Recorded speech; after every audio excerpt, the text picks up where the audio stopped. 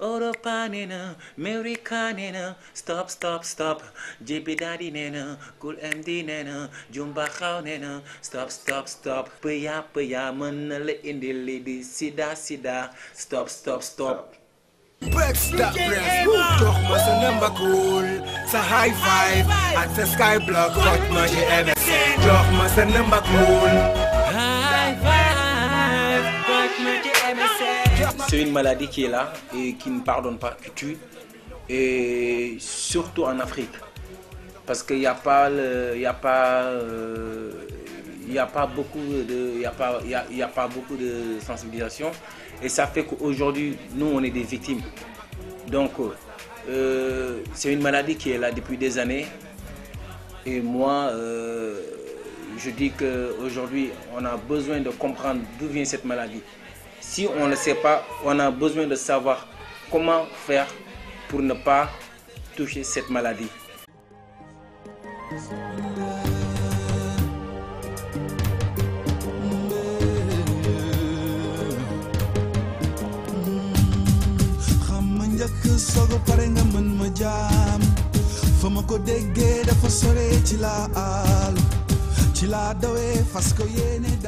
Le sida est une maladie qui est bien là.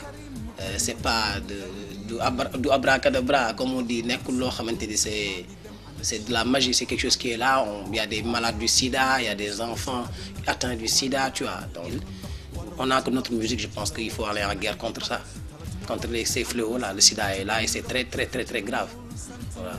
On est là pour sensibiliser les jeunes surtout et pour leur dire que c'est une maladie qui est là, qui existe. C'est pas de l'utopie, ça existe et ça peut tuer. Je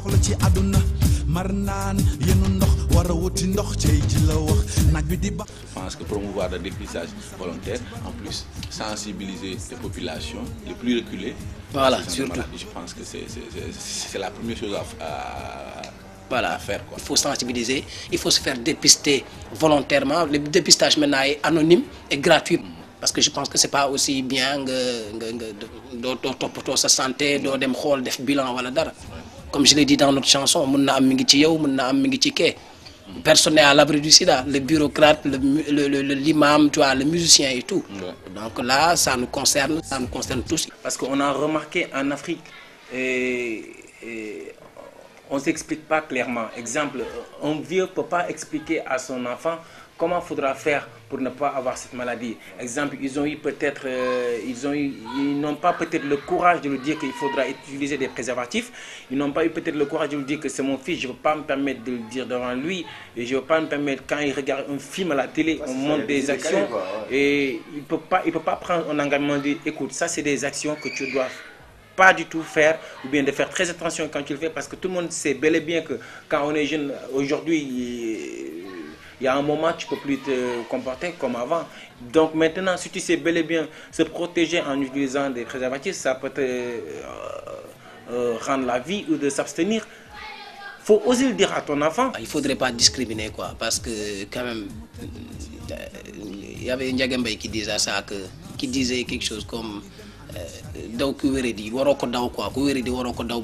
sinon du genre les gens qui sont atteints du sida sont des gens c'est nos parents, c'est nos frères, c'est nos sœurs et tout. Il ne faut pas stigmatiser, il faut au contraire les donner de l'espoir, parler avec eux, wax leen que nous sommes pareils, quoi, que li leen dal mën na ma dal, que tu peux avoir le sida mais moi aussi je peux l'avoir et tout. Donc essayer de personne à l'abri, quoi. Voilà, quoi, personne à l'abri, essayer de les comprendre, ne pas les stigmatiser et puis ne pas les vers la société, quoi, leur montrer que voilà, on est ensemble.